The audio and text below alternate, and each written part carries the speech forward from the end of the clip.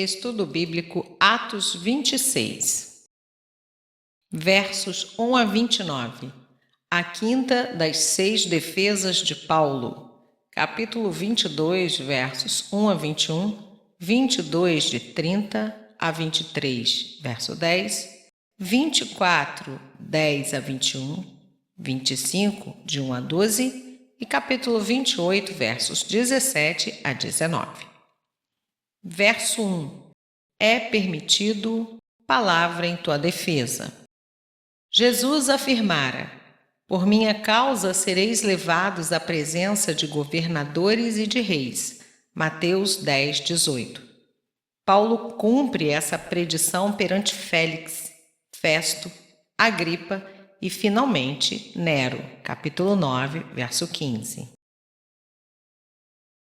Versos 2 e 3. A apologia provita sua é o clímax dos discursos de Paulo em Atos. É um bom exemplo da sua poderosa oratória. Começando com a costumeira introdução retórica Captatio Benevolente. Perante Agripa, o apóstolo falou um pouco sobre sua pessoa e passou rapidamente para as boas novas, inclusive sobre a ressurreição de Cristo, e o público ficou fascinado. Há fortes indicações de que Lucas estava presente. Verso 3. Versado em todos os costumes e questões. Entre os judeus, veja a nota em 25, verso 13. Embora Agripa recebesse o seu trono de Roma e era pró-Roma nas suas simpatias, também compreendia os judeus e tinha reputação na promoção dos interesses judeus até onde era possível. O principal propósito de Paulo não era defender-se, mas testemunhar sobre Jesus Cristo para Agripa e os outros, versos 28 e 29.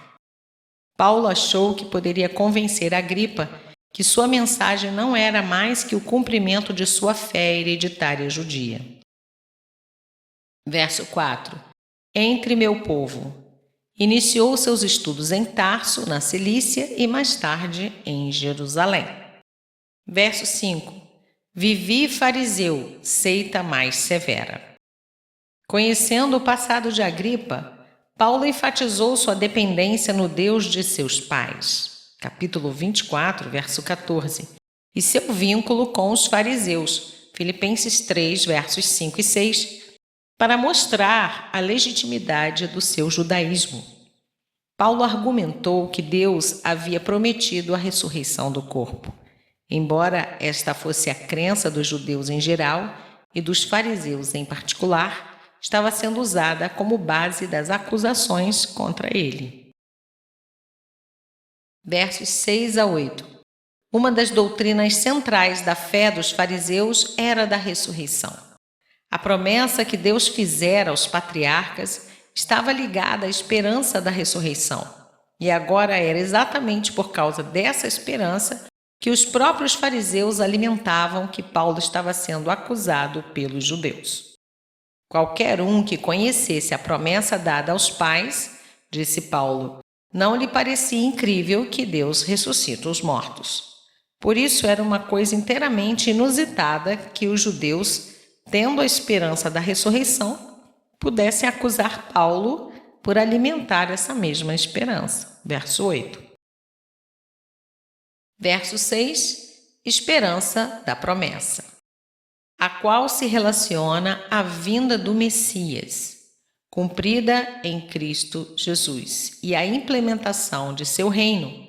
Capítulo 1, verso 6, 3, de 22 a 24, 13, de 23 a 33, Gênesis 3, 13, Isaías 7, 14, 9, verso 6, Daniel 7, 14, 18, Miqueias 5, 2, Mateus 5, versos 3 a 12, Hebreus 12, 28 e 29, 1 Pedro 1, versos 11 e 12. Verso 7. 12 tribos.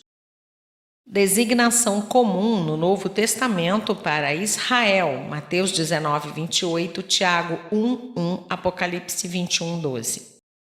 As 10 tribos do norte não estavam perdidas. Representantes de cada uma delas havia se mesclado com as 2 tribos do sul antes e depois do exílio, processo que começou durante o reinado de Ezequias, segundo Crônicas 30, versos 1 a 11, e Josias, segundo Crônicas 34, de 1 a 9. Verso 8, entre vós.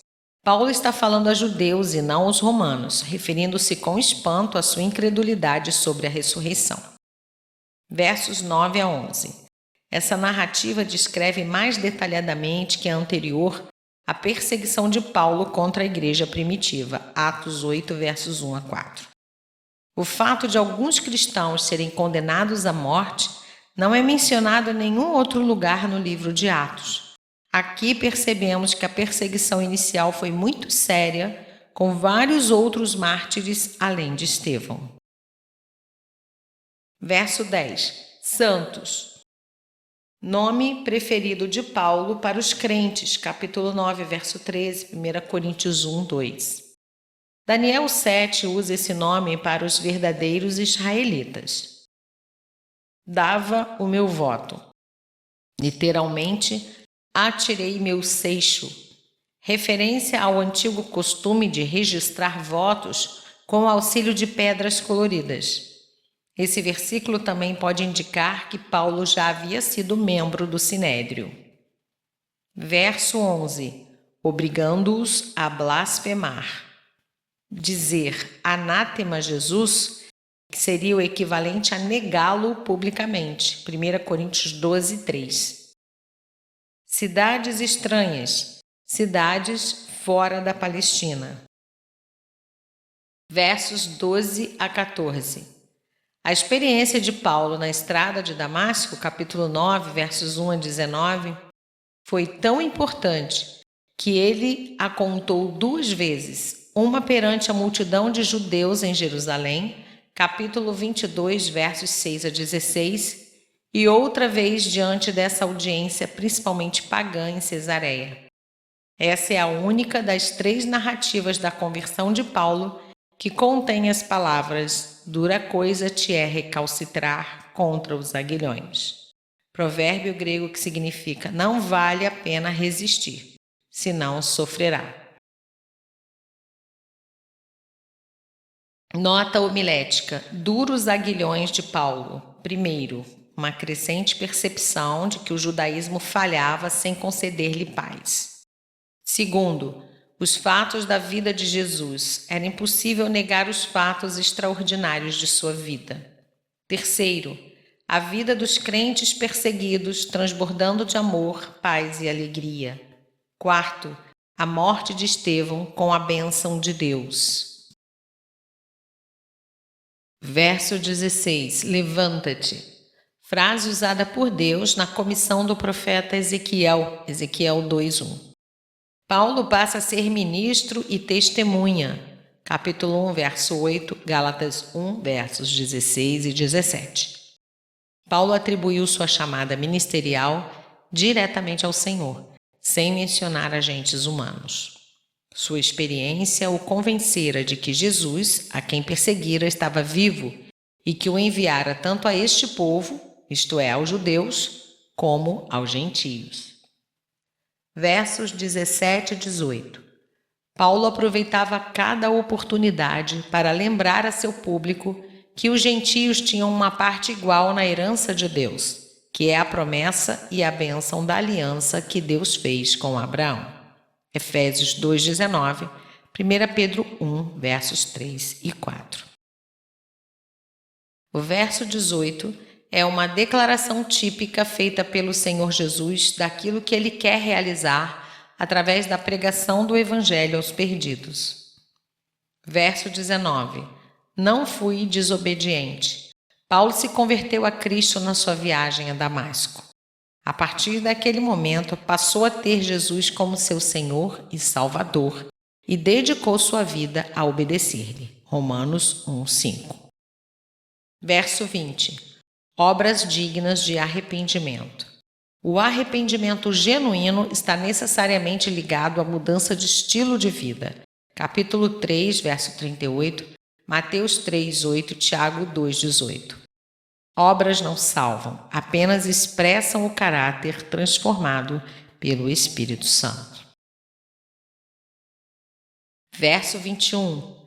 Judeus me prenderam e tentaram matar-me. Ver capítulo 21, versos 27 a 32. A verdadeira razão em contraste com as mentiras dos líderes judaicos, capítulo 24, verso 6, foi ter anunciado as boas novas. Verso 22. Profetas e Moisés. O termo Moisés é usado para significar lei, pois ele foi o autor do Pentateuco, os 5 livros da lei. Verso 23. Primeiro, Cristo foi o primeiro a ressurgir com o corpo imortal. 2 Timóteo 1,10, 1 Coríntios 15, versos 20 a 23. Na sua ressurreição está a garantia de todos ressurgirem. Os judeus tinham dificuldade para aceitar a ideia de que o Messias iria sofrer, morrer, mas que venceria a morte. O sofrimento do Messias, Salmo 22, Isaías 53, e sua ressurreição, Salmo 16, 10 e 13, versos 30 a 37, tema central da pregação de Paulo, são claramente ensinados no Antigo Testamento. Verso 24.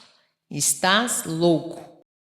Festo ficou surpreso que um homem de tamanho conhecimento como Paulo acreditasse que mortos viverão novamente. Algo em que nenhum romano inteligente aceitaria. Incapaz de conter-se, ele interrompeu a sessão, gritando que o grande conhecimento de Paulo o estava deixando louco. Jesus recebeu a mesma resposta à sua mensagem. Marcos 3, 21, João 8, 48 e 52 e 10, verso 20. Verso 26. Nada se passou em algum lugar escondido. A morte de Jesus e a afirmação dos cristãos de que Jesus havia ressuscitado de entre os mortos eram de conhecimento geral na Palestina. Verso 27. Acreditas nos profetas? A pergunta inteligente de Paulo colocou Herodes em um dilema. Como representante de Roma e colega de Festo na administração do governo, não queria que Festo o achasse capaz de partilhar da insanidade de Paulo e por isso teria sido desagradável concordar com Paulo, admitindo que cria nos profetas. Por outro lado, negar que cria nos profetas prejudicaria seriamente sua influência com os judeus. Verso 28. Por pouco me persuades. Uma tradução melhor é: acha que pode me convencer a tornar-me cristão em tão pouco tempo? Reconhecendo seu dilema, Agripa rebateu a pergunta de Paulo com outra pergunta. Verso 29. Por pouco ou por muito? Literalmente, Paulo gostaria que todos os homens que o ouvissem se tornassem cristãos como ele era. Versos 30 a 32. Como as autoridades que creram em Cristo, mas não tiveram a coragem de confessá-lo, João 12, 42, Agripa, Berenice e os altos funcionários se retiraram sem desejarem se comprometer com Cristo. Agripa acrescentou sua valiosa opinião à de Festo e Félix, afirmando categoricamente a inocência de Paulo.